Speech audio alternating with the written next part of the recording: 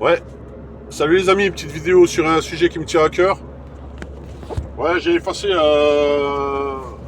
une vidéo que j'ai faite hier parce que je la trouvais... oh, j'ai étalé mes problèmes comme ça en vidéo, voilà quoi, c'est pas terrible, voilà. Je vais essayer de rester positif. Voilà, bon. Pourquoi c'est important de créer les amis? Pourquoi c'est important de créer? Voilà. Ben, on est noyé dans l'information, hein. Ça en devient tellement important que ça devient de la désinformation. En fait, on est tellement informé qu'on est désinformé, en fait. Voilà. Et là, bah, je suis tombé sur la radio par hasard, là. Et voilà, bah, des messages, encore une fois, des effets d'annonce.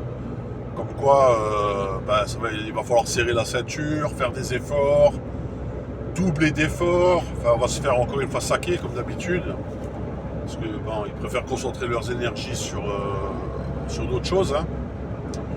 Et c'est pour ça que les amis, il faut absolument avoir cette bulle à soi, cette bulle de créativité. Euh, c'est pas, c'est pas dans l'espoir de fuir ou quoi que ce soit. C'est pour pas péter un plomb en fait, pour pas devenir fou. Voilà. Parce que si on est trop ancré dans les choses matérielles de ce bas monde là, qui nous encore si on était dans un matérialisme facile, tu vois, avec des accès faciles au matérialisme, avec des choses, voilà, comme l'après-guerre où les gens, ben, ils avaient voilà, ils étaient tous propriétaires, ils avaient tous une voiture, avec le plein, ils partaient en vacances. En fait, tu vois, ils se souciaient pas trop de toutes ces dépenses-là, quoi. Maintenant, on est saqué de tous les côtés, les amis. Bah, tu veux faire un petit resto, hop, tu claques 100 euros. Une sortie au ciné, ça te ruine. J'ai vu les arrêts maladie, maintenant tu vas te péter en arrêt maladie, ils vont encore te saquer et tout. Tu vois, on se fait vraiment défoncer de tous les côtés. Tes proprios, tu te fais défoncer par les taxes et tout ça. Maintenant, les écolos là, qui rajoutent une couche, les taxes carbone, les deux ci, de ça. Là. Donc les amis, il faut vraiment trouver cet espace à soi. Un échappatoire, ouais, franchement, c'est un échappatoire. Hein. L'être humain, il a besoin de s'échapper. Hein. On a besoin de fuir quelque part ce monde complètement taré, qui devient complètement taré. Voilà, ceux qui dirigent le monde, c'est des gros capitalistes, on va dire. Ils peuvent se définir de la catégorie qu'ils veulent. Mais ça reste des gros capitalistes qui se font du pognon. Ils vont pas s'arrêter, quoi. Donc ils vont chercher le pognon partout où ils peuvent. Et les plus fragiles, les premières victimes, c'est les gens du peuple, c'est les classes moyennes. On se fait défoncer. Et je vois des gens qui deviennent fous, qui pètent les plombs, qui font des dépressions, qui se séparent, qui foutent leur vie de famille en l'air parce qu'ils ne peuvent pas rejoindre les deux bouts. C'est trop compliqué. Ils n'arrivent plus à éduquer leurs enfants parce que les deux travaillent et tout. Ça fait des enfants déstabilisés, ils n'ont plus de repères, plus rien. Tu vois, c'est chaud, mec, tu vois.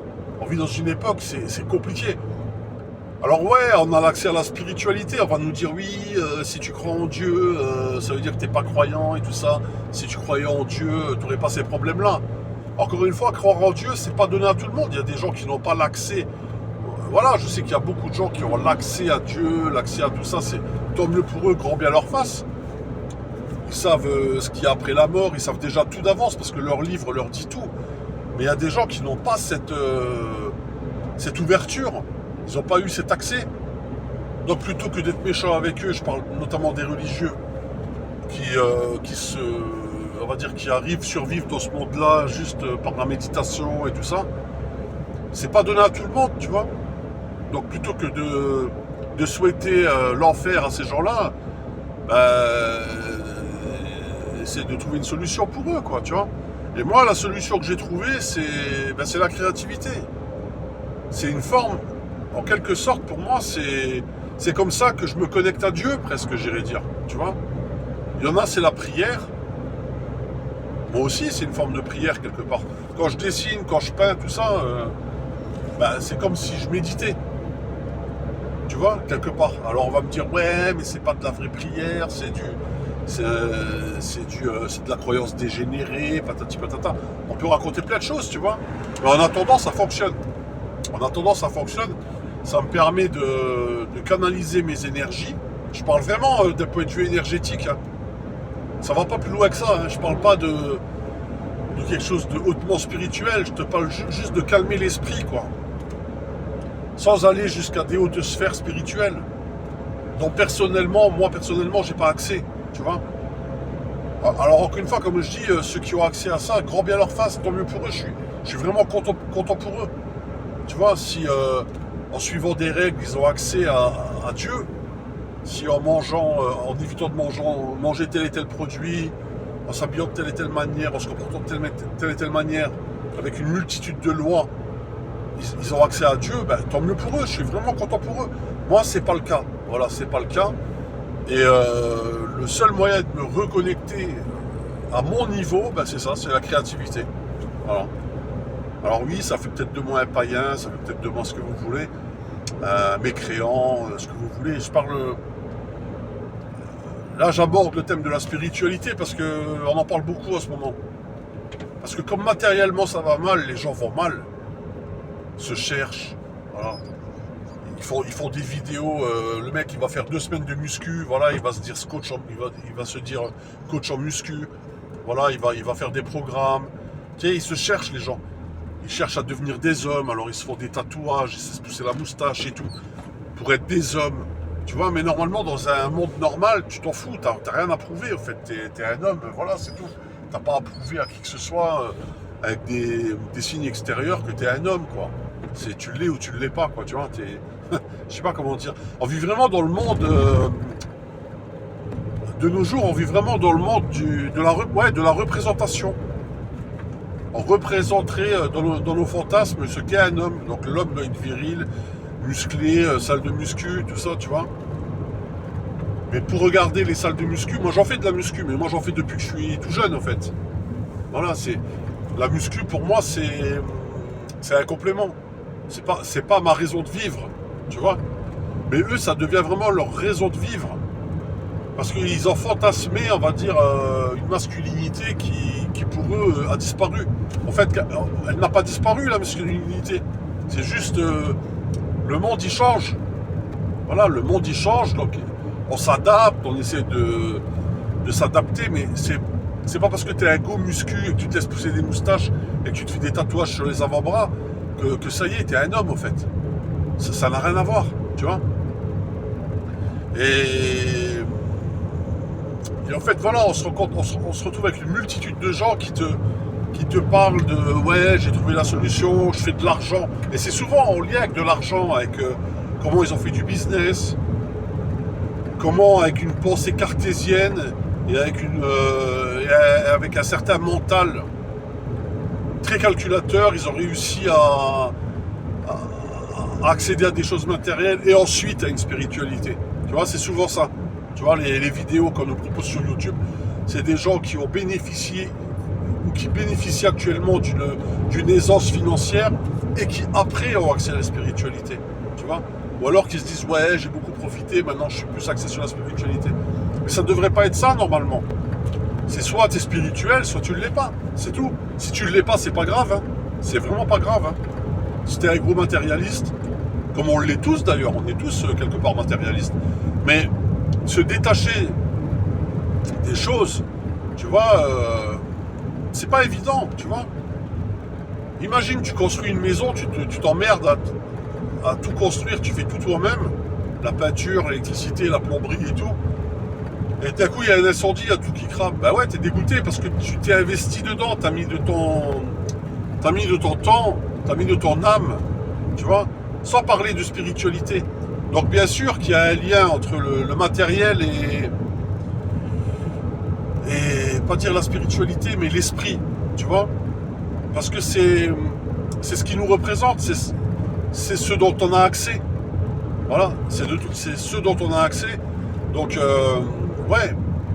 Donc, le pont, on va dire, le lien qu'on peut faire entre calme intérieur, que beaucoup considèrent ça avec de la spiritualité, avec l'accès à Dieu. Beaucoup s'imaginent que la paix intérieure, c'est être en relation avec Dieu. Oui, t'es en rapport avec une certaine unité, avec une certaine tranquillité, mais c'est longtemps pas être en accord avec Dieu, tu vois. Parce que le jour où ta maison brûle, bah, ton unité, elle fout le camp, tu pètes un plomb en fait. Voilà, si encore tu avais la facilité d'en avoir une deuxième des baraques, bon bah tu t'en foutrais. Donc tu vois bien qu'on est attaché aux choses matérielles. Et moi, la solution pour, si tu veux, pour me désolidariser un petit peu de cette folie, on va dire, de cette course. Parce qu'en fait, il y a une différence entre être matérialiste et la course au matériel, tu vois. Je veux dire, tu es matérialiste par nécessité et dans un certain confort pour après avoir l'esprit reposé pour faire ce que tu veux. Maintenant, devenir à moitié fou pour posséder des choses, ça c'est de la folie. Et c'est vrai que ce monde-là nous pousse à ça, en fait. Nous pousse à courir, à posséder des trucs, tu sais, à nous définir par rapport à ce qu'on possède, par rapport à ce qu'on est devenu, soi-disant la meilleure version de nous-mêmes. Ça, ils adorent ce mot-là en ce moment. Deviens la meilleure version de toi-même. Mais en fait, il n'y a qu'une version de toi-même, c'est toi, en fait. Voilà, c'est toi qui t'adapte à la situation. Tu vois ? Et c'est vrai que maintenant, tout, absolument tout, le mec, il va cueillir une fleur dans un champ, il va faire une vidéo, il va dire, voilà, je cueille des fleurs dans un champ, c'est génial, tu vois. Pour n'importe quoi, les gens font des vidéos. Alors qu'il y a 30, 40 ans en arrière, c'était commun, c'était banal. Les gens, je sais pas, des gens faisaient des choses et ils s'en foutaient, en fait. Ils n'étaient pas en train de le crier sur tous les toits, en fait. Voilà. Et c'est vrai que la place dans l'homme maintenant, dans la société, elle devient compliquée, c'est vrai, parce qu'on se met toujours...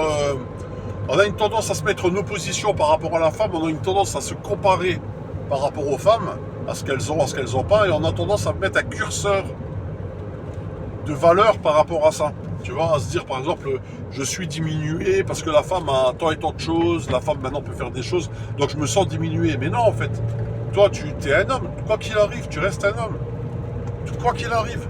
C'est la femme, tant mieux pour elle, si elle évolue aussi, mais elle ne changera jamais. Quoi qu'il arrive, elle restera une femme. Tu vois ? Donc c'est pas parce que extérieurement les choses bougent que les choses évoluent dans le bon ou dans le mauvais sens du terme qu'il faut croire que t'es plus un homme ou si de ça, c'est n'importe quoi en fait. Que ta spiritualité prend un coup parce que le matérialisme est à son apogée. Enfin, du moins la course au matérialisme, parce que c'est même plus le matérialisme, c'est qu'on court derrière le matérialisme, comme à l'époque les gens couraient derrière la spiritualité, tu vois. Au Moyen-Âge, les gens vivaient pour sauver leur âme. Là maintenant, on court pour sauver notre voiture, tu vois. Donc, quelque part, voilà, les gens font des vidéos en disant ouais, je suis spirituel, machin, c'est tellement facile. Mais leur course, au fond d'eux, leur course est matérielle, au fait. Leur course est très matérialiste. Voilà. Et s'ils pensent que leur âme sera sauvée, ils se mettent un doigt dans l'œil, au fait. Tu vois ? C'est comme je te dis, ils pensent que leur âme est sauvée parce que tout va bien dans leur vie. Parce qu'ils ont trouvé un moyen de faire de la respiration, de la sophrologie, de se calmer et tout. Donc ils s'imaginent que c'est ça, être spirituel. Mais non, c'est longtemps pas ça. C'est longtemps pas ça. Donc, ouais, la spiritualité, c'est un travail de toute une vie. On y a accès par de différents moyens, tu vois, de différentes sortes. On a cette ouverture à la spiritualité. Moi, j'ai compris que la religion, tout ça, moi, personnellement, je respecte beaucoup les religions. Je suis vraiment dans un profond respect de tout ce qui est, on va dire, religieux. Entre guillemets, on va dire les fondamentaux de la religion, les bases de la religion, les naissances des religions, la religion par rapport à la civilisation, par rapport à la politique aussi, quelle place elle a dans nos sociétés, tout ça. Donc moi j'adore ça. Mais après, te dire qu'une certaine prière va me libérer de quelque chose, ce serait te mentir. Tu vois? Je te mentirais en disant ça. Pour moi, on va dire le seul espace que j'ai trouvé pour tranquilliser mon esprit, encore une fois, hein, je fais bien la différence entre tranquilliser mon esprit et la religion. Bah, c'est le monde artistique. Et quand je te dis le monde artistique, c'est même en plus, je vais même au-delà, c'est même quand je suis affairé à faire quelque chose, tu vois. Par exemple, quand je bricole ou des choses comme ça, je suis concentré de la même manière en fait. Voilà, je suis concentré de la même manière. Je Voilà, je fais les choses exactement de la même manière. Bon, sur ce les amis, je vais vous laisser parce que je me suis planté là de chemin. Ciao.